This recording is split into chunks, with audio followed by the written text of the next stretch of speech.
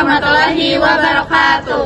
Kami dari kelompok 3 akan menjelaskan mengenai ragam bahasa Indonesia dan juga keterkaitan antara ragam bahasa Indonesia dan ragam bahasa ilmiah. Selamat menyaksikan.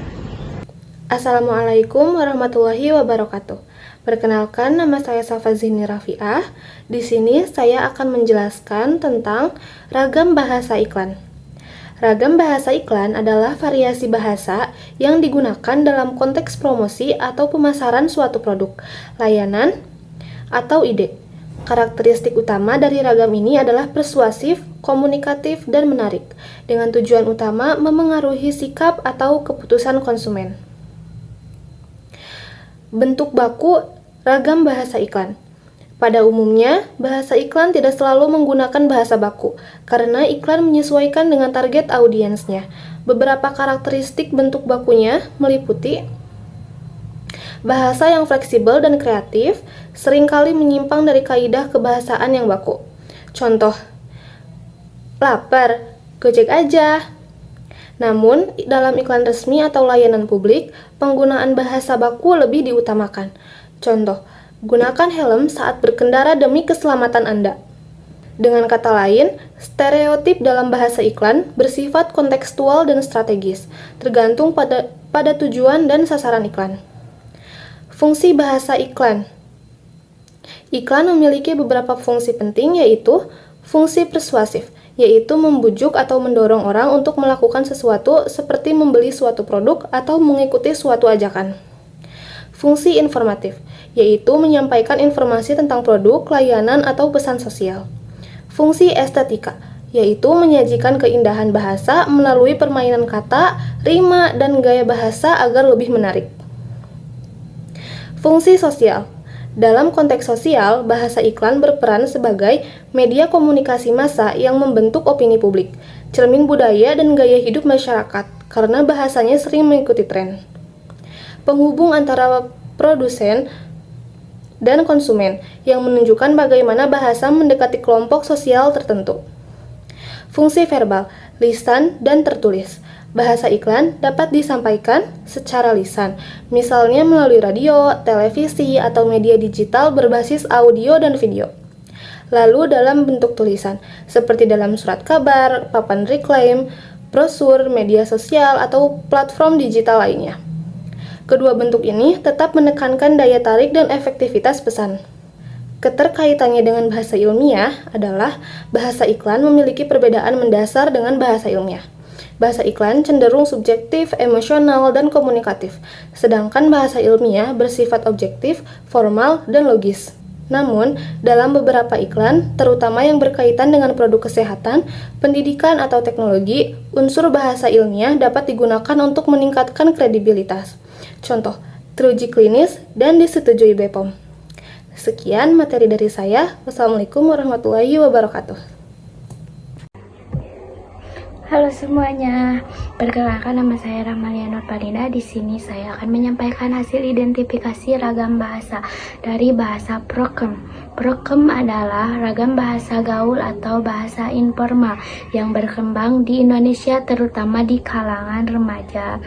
Contoh ragam bahasa Prokem yang saya ambil yaitu, ngapain lo di sini? Media tutur yang ada pada bahasa Prokem tersebut yaitu lisan. Lisan sering diucapkan dalam percakapan. Kebakuannya tidak baku karena pakai kata ngapain, baku, mengapa, atau sedang apa, dan lo, baku, kamu atau Anda. Sosialnya informal atau akrab, dipakai antar teman atau orang dekat. Fungsional menanyakan keberadaan dan aktivitas alasan seorang ada di tempat itu dan apa yang sedang dilakukan. Halo, saya Kalisa Jana Kusmawan. Di sini saya akan menjelaskan mengenai ragam bahasa jual beli. Contoh percakapan bahasa jual beli adalah,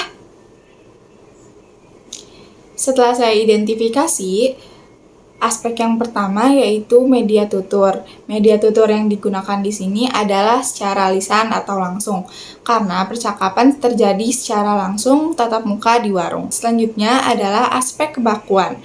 Aspek kebakuan yang digunakan di sini adalah tidak baku, karena menggunakan bahasa santai dan tidak mengikuti kaidah resmi ejaan yang disempurnakan.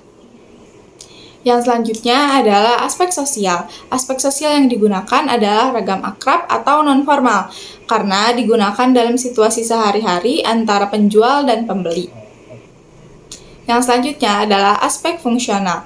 Aspek fungsional percakapan ini adalah ragam transaksi atau jual beli, karena digunakan untuk tujuan praktis yaitu jual beli barang kebutuhan.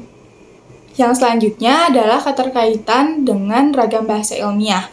Percakapan di warung ini mencerminkan ragam bahasa tidak baku atau non-ilmiah, digunakan untuk keperluan praktis. Sementara ragam bahasa ilmiah memiliki struktur yang lebih formal, baku, dan objektif, serta digunakan dalam kegiatan akademik atau penelitian. Kedua ragam ini sama-sama penting, namun digunakan di konteks dan tujuan yang berbeda. Hai, perkenalkan nama saya Marsha Dewi Hana Fitriani. Di sini saya akan menjelaskan ragam bahasa politik. Apa sih ragam bahasa politik itu? Ragam bahasa politik adalah penggunaan bahasa yang spesifik dan ranah politik, baik lisan maupun tulisan, yang bertujuan untuk menyampaikan pesan, mempengaruhi opini publik, atau mencapai tujuan-tujuan politik tertentu. Ragam bahasa ini seringkali menggunakan kosakata, gaya bahasa, dan strategi retorika yang berbeda dari bahasa sehari-hari dengan ciri khas penggunaan jargon politik, idiom, dan metafora yang khas. Bentuk kebakuan dalam ragam bahasa politik yaitu yang pertama, penggunaan kosakata baku. Hindari penggunaan singkatan atau istilah yang tidak umum, kecuali jika singkatan tersebut sudah sangat dikenal dalam konteks politik. Kemudian, pilihlah kata-kata yang memiliki makna tunggal dan jelas, serta sesuai dengan kaidah bahasa Indonesia yang berlaku.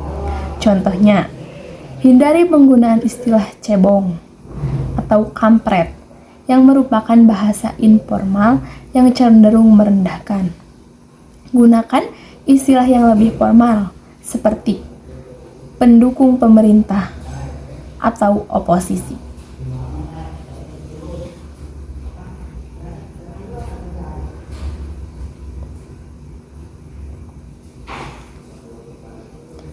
Yang kedua, tata bahasa yang benar, yaitu perhatikan struktur kalimat agar sesuai dengan kaidah tata bahasa. Kemudian, hindari penggunaan kalimat yang berambigu atau memiliki dua makna. Contohnya, kalimat pemerintah akan menaikkan harga BBM untuk rakyat bisa menimbulkan ambiguitas.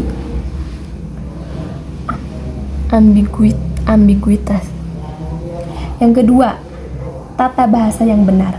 Perhatikan struktur kalimat agar sesuai dengan kaidah tata bahasa. Kemudian, hindari penggunaan kalimat yang ambigu atau memiliki dua makna. Contohnya, kalimat pemerintah akan menaikkan harga BBM untuk rakyat bisa menimbulkan ambiguitas. Apakah untuk rakyat merupakan tujuan kenaikan harga atau merupakan bentuk kepedulian pemerintah? Sebaiknya kalimat tersebut diperjelas menjadi pemerintah akan menaikkan harga BBM dan kenaikan ini bertujuan untuk kesejahteraan rakyat. Ketiga, gaya bahasa yang impersonal. Hindari penggunaan bahasa yang terlalu emosional atau subjektif. Gunakan bahasa yang netral dan objektif, serta fokus pada fakta dan data. Contohnya, hindari kalimat seperti "saya tidak setuju dengan kebijakan itu, karena itu adalah kebijakan yang buruk." Sebaiknya, gunakan kalimat seperti "saya berpendapat bahwa kebijakan tersebut perlu dikaji ulang, karena ada beberapa aspek yang perlu dipertimbangkan lebih lanjut." 4. Penggunaan struktur kalimat yang jelas. Susun kalimat dengan struktur yang mudah dipahami. Kemudian, Gunakan kalimat aktif untuk menyampaikan informasi secara langsung. Contohnya, hindari kalimat pasif yang bertele-tele.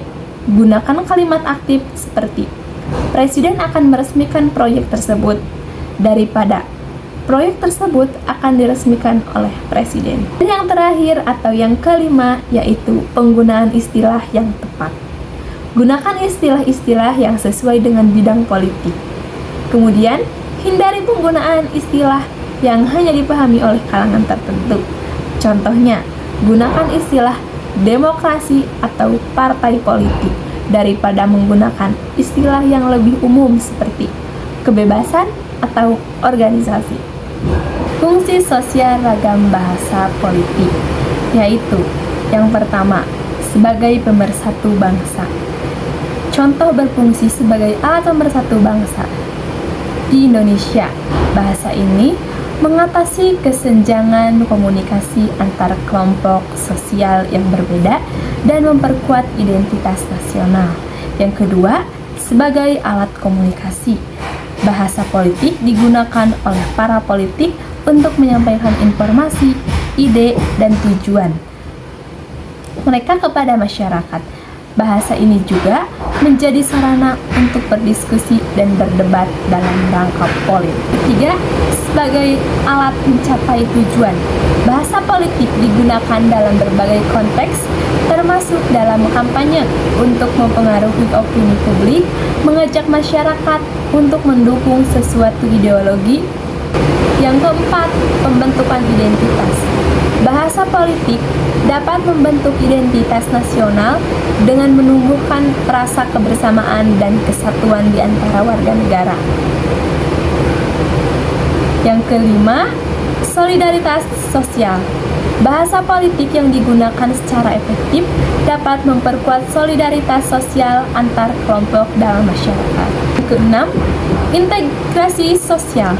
Melalui bahasa politik yang inklusif dan mudah dipahami, integrasi sosial dapat terjadi di tengah keberagaman. Yang terakhir yaitu hegemoni. Bahasa politik juga bisa menjadi alat untuk memperkuat kekuasaan dan mempengaruhi. Ragam bahasa politik verbal yaitu ada dalam 1. Pidato. Pidato politik adalah bentuk komunikasi verbal yang sering digunakan untuk menyampaikan visi misi dan program kerja seseorang dalam berpolitik. Yang kedua yaitu ada wawancara. Wawancara politik baik dengan media massa maupun dengan forum-forum tertentu. Yang ketiga yaitu ada debat. Debat politik adalah forum di mana dua. Assalamualaikum warahmatullahi wabarakatuh. Perkenalkan, nama saya Regita Bella Fauzia. Di sini saya akan menjelaskan ragam bahasa pembelajaran.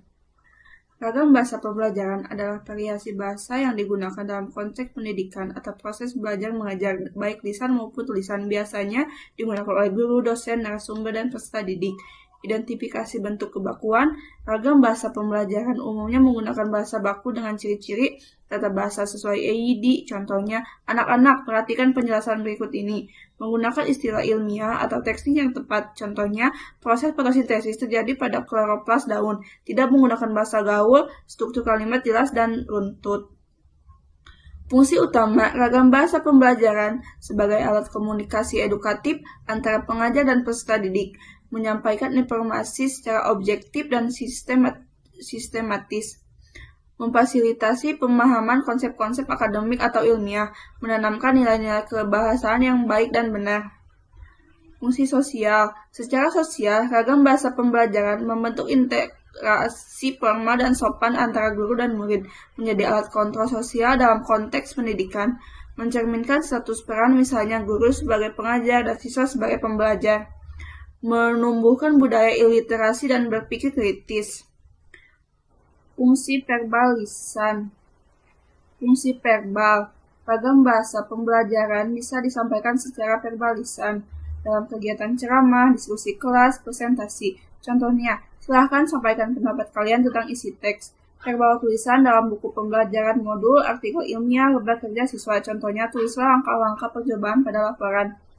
Keterkaitannya dengan bahasa ilmiah, Bahasa pembelajaran sangat berkaitan erat dengan bahasa ilmiah karena sama-sama menggunakan bahasa baku dan formal, mengandung istilah teknis atau akademik, menghindari unsur emosional dan bersifat objektif, bertujuan untuk menyampaikan pengetahuan atau informasi yang tepat. Sekian hasil diskusi dari kelompok 3. Wassalamualaikum warahmatullahi wabarakatuh.